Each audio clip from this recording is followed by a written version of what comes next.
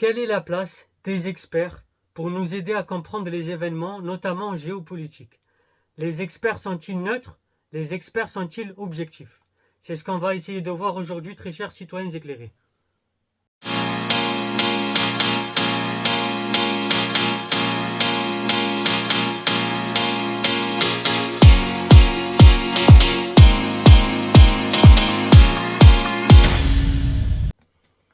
Les experts aident à comprendre les événements. Je vais énoncer l'idée reçue et ensuite on va contre-argumenter.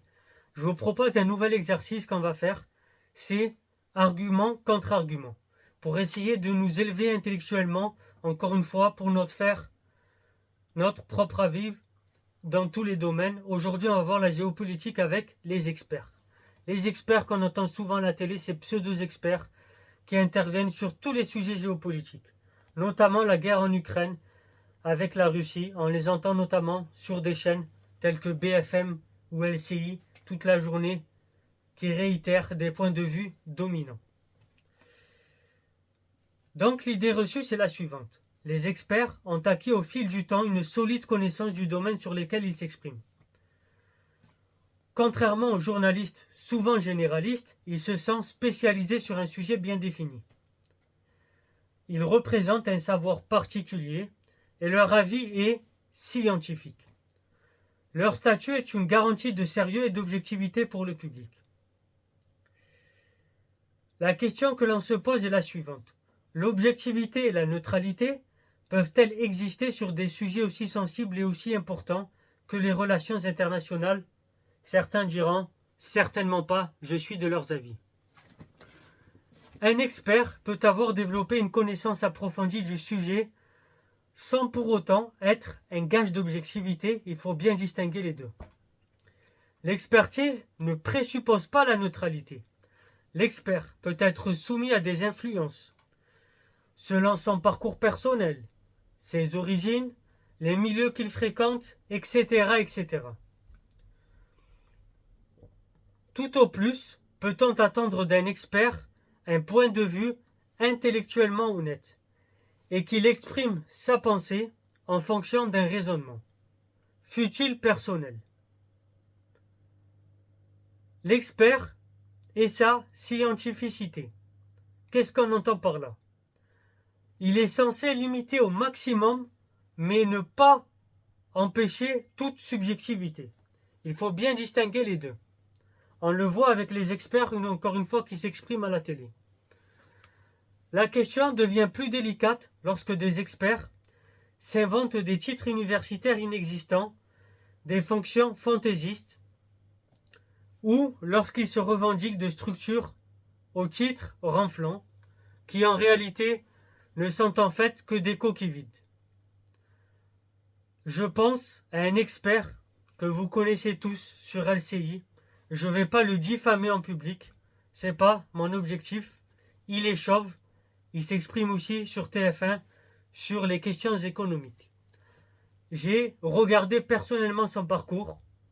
Il n'a pas fait d'études d'économie, il n'a aucun diplôme, aucun master en économie ou aucun doctorat, peu importe. Voilà. Je vous invite à aller voir son parcours. Vous l'avez tous reconnu, je pense.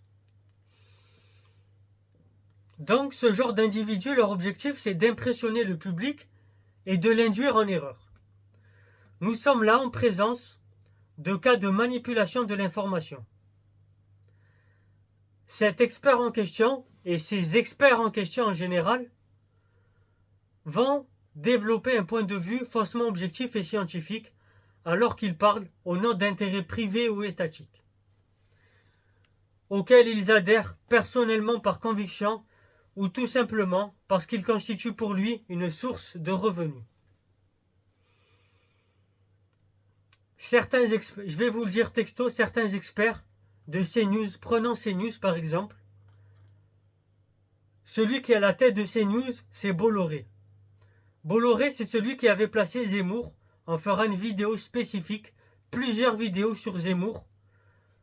Nous allons voir son parcours et nous allons voir comment réfuter son argumentaire, son obsession du grand remplacement. Ce n'est pas le sujet du jour. Le fait, entre mille exemples, que des experts aient pu affirmer, avant le déclenchement de la guerre en Irak, par exemple, que le pays disposait d'armes de destruction massive, ce qui était faux, mais qui était censé justifier la guerre aux yeux de l'opinion publique, montre que certains ont pour fonction de manipuler l'opinion plutôt que de l'éclairer. Il faut faire attention aux intellectuels faussaires qui essaient non pas d'éclairer l'opinion, mais de la tromper en pervertissant le débat démocratique.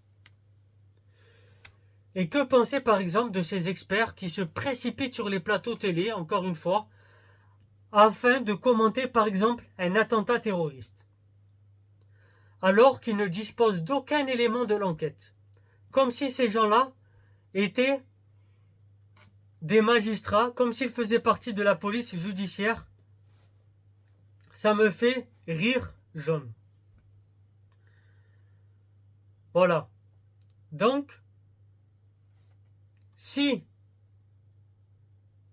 on prend un peu de recul, en tant que citoyens éclairés, heureusement pour eux, ces paroles s'envolent et sont vite fait remplacées par d'autres événements et les gens les oublient. Mais ils contribuent à décrédibiliser l'information et les médias et de façon indirecte à nourrir les théories du complot. Faussaires et complotistes représentent les deux faces d'une même pièce, comme pile ou face. Le développement des canaux d'information suscite celui du recours aux experts, aux qualités et d'intégrité inégales. Seul le recul permet d'analyser leur cohérence. Très souvent, les déclarations à l'emporte-pièce sont privilégiées sur les raisonnements argumentés. Avant de vous laisser, je vais vous donner le nom d'un expert. J'ai lu ses ouvrages et je peux me permettre de parler en connaissance de cause. C'est Frédéric Hansel. Frédéric Hansel prend toujours, en toute objectivité, la défense des intérêts des Israéliens, notamment dans le conflit avec la Palestine. À titre personnel, je préfère, par exemple, Pascal Boniface, qui sait faire la part des choses, et d'autres experts dans d'autres chaînes. Nous y reviendrons la prochaine fois. Donc, je vous mets en garde contre le chauve dont je vous ai parlé tout à l'heure et contre Frédéric Hansel. Bien sûr, on fera une vidéo pour démonter son argumentaire. C'était Soso l'Intello, bonne soirée à toutes et tous, citoyens éclairés.